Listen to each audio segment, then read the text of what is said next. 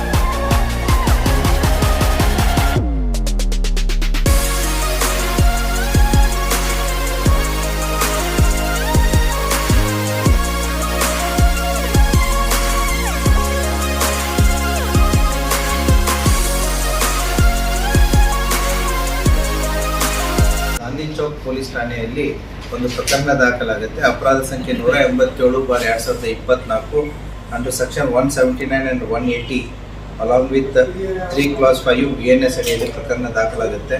ಕೋಟಾ ನೋಟ ಚಲಾವಣೆ ಮಾಡುತ್ತಿರುವವರ ಮೇಲೆ ಇದು ಕ್ರಮ ಆಗುತ್ತೆ.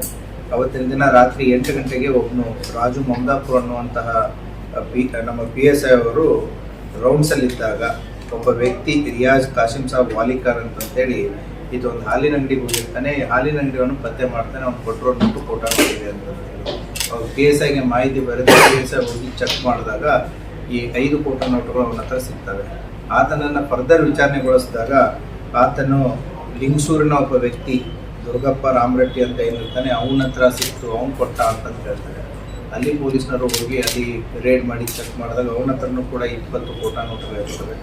ಅವನನ್ನು ವೆರಿಫೈ ಮಾಡಿದಾಗ ಅವನು ಮಹಾಲಿಕ್ಪುರದ ಕಿರಣ್ ರಾಮಪ್ಪ ಹರಿಜನ್ ಅಂತಂತೇಳಿ 25 ವರ್ಷ ಅವನ ಹತ್ರ ಅವನಿಗೆ ಬಂದಿರುತ್ತೆ, ಅವನು ಕೊಟ್ಟಿದ್ದಾನೆ ಅಂತಂತೇಳಿ. ಅವನ ಹತ್ರ ಸುಮಾರು 100 ಕೋಟಾ ನೋಟುಗಳು ಸಿಗ್ತವೆ 500 ಮುಖಬೆಲೆಯ.